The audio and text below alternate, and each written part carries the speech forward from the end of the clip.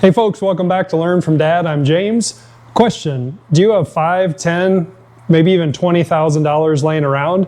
I don't, and most people don't. So the reason we're here today is to talk about checking the engine oil in your vehicle or possibly even your lawnmower and understanding why that's important in addition to how to do it so that the next time you're out in your vehicle you remember it and realize that it is an important piece of your vehicle maintenance to make sure that you don't end up with an engine problem and a high bill like that for a replacement. So let's check it out.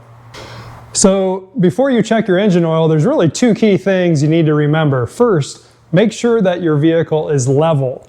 Now, how level is level? I don't expect you to break out a level, but in my garage, for example, that vehicle is sitting level front to back. It's also sitting level right to left. That's really important because you'll see with how the oil sits in the engine, that makes a difference on how the dipstick will engage with the oil. So if you're checking it at a gas station, make sure you're in your reasonably level spot. Item number two, make sure that vehicle has been off for a period of time. Now, how long is really difficult to say. Let's just call it 5 minutes for easy math. But what that's going to do is allow the oil that's all up in that engine after it's been running in particular to drain down, because when we're checking the oil with the dipstick, it's dipping down into the oil sump or the oil pan on the engine. And we got to make sure that all that oil has drained down, otherwise you're going to get a false reading. So make sure you're level, make sure that oil is drained after the engine has sat off for say 5 minutes. When you go to check your engine oil, it's important that you're actually checking with the engine oil dipstick. Most vehicles also are going to have a transmission dipstick, which we'll talk about checking transmission oil at a later date, but it's very important that you're on the proper one so that you know exactly what you're checking. So to check your engine oil, it's as simple as pulling out the engine oil dipstick. It is a good idea to first wipe off the dipstick when you're checking it, because particularly if you've been moving, that oil's been sloshing around and can give you somewhat of a false reading. Stick the stick back in. Sometimes I give it a couple little turns just to make sure it's coated properly. Pull it back out slowly and then inspect your safe zone. So my safe zone's actually on the opposite side. So I'll take a close-up picture here so you can see exactly what mine looks like. Now it's also good to check that oil a couple times. So after you've wiped it off the first time, checked it, wipe it off, pull it back out, check it again. Just make sure you don't have any anomalies going on. So as you can see here, I am in a full state. Now the interesting thing is when I changed the oil in this truck a couple days ago and I checked it, that oil was just a little bit lower in the safe zone, but the engine is hot right now, so that oil is expanded to some extent from thermals, and it changes just a little bit, so that's not abnormal. So if you see that it's abnormally high or abnormally low, it's a good idea to wait, check it again in a different hot or cold state, just to see if you're getting the same consistent reading.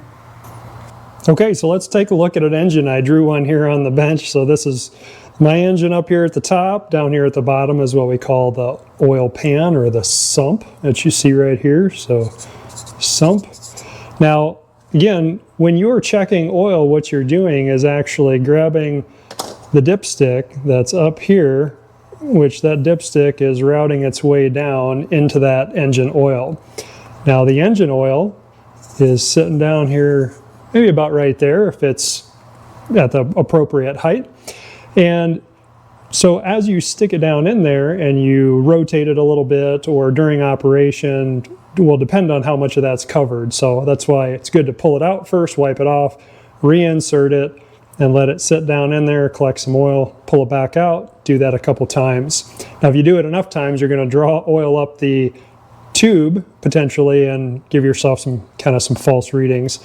Now, what happens if you have too little oil? So as far as oil goes, inside the engine, there are a bunch of rotating components, metal on metal. So you have, it's called a crankshaft right here. You're going to have some pistons, connecting rods up here.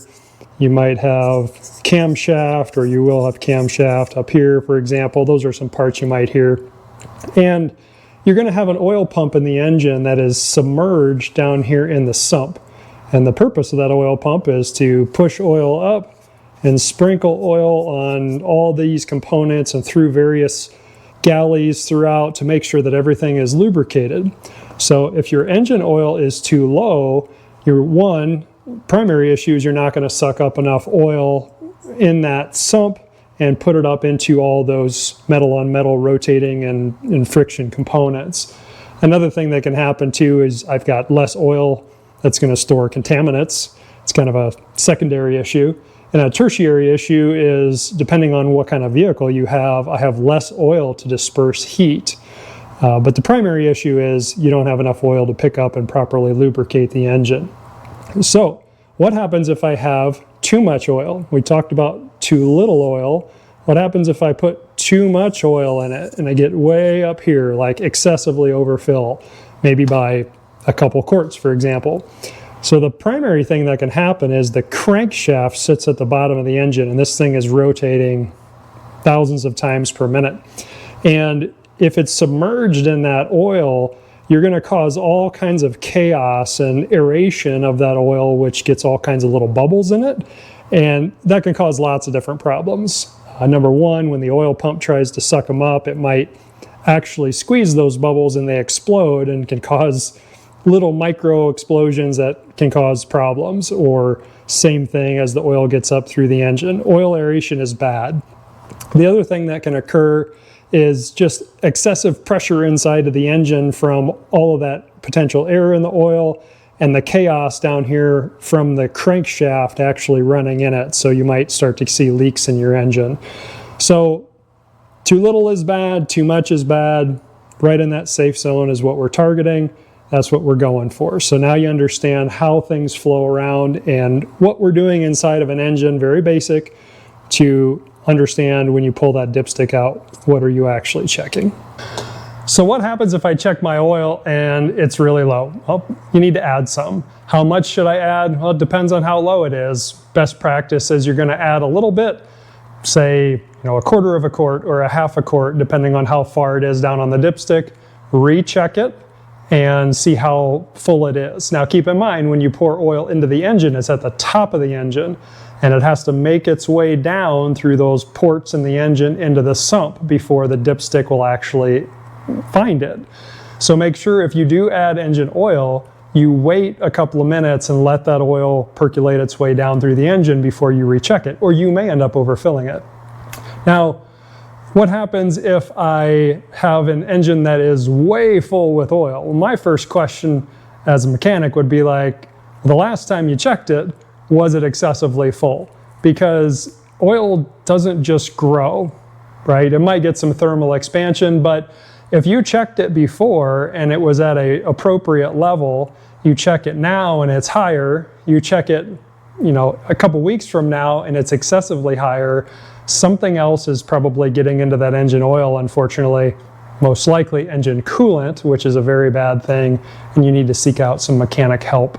So it's very rare to have engine oil that's at an appropriate level and then it grows. That's a sign of a significantly greater problem. Again, if that engine oil is low, one thing we didn't mention is where could it be going? One, it could be burning it. Engines, depending on their quality and how much maintenance has been done and the condition overall, they might use or consume a little bit of oil. You might be leaking, so open up the hood, look around the engine. Are there any places that are wet? Or underneath, is there any drips? It's to some extent the life of an engine. Those are the things you need to be looking for when you check your engine oil. It's one of the most important maintenance things you can do to prevent a really expensive repair bill, having to replace that engine. When should you check it? I would say every time before you drive it. Is that the reality? Most people aren't going to do that. If you can check it at least when you stop for fuel, fill up your car, let it sit for that 3 to 5 minutes so the oil drains, make sure it's on a reasonably level surface, and check it is best practice. That's what you can do to prevent a major expensive repair. Now you know. Stop back for the next video. Appreciate you watching. Drop some comments down below, and next time I'll hope you say I learned from Dad. Thanks.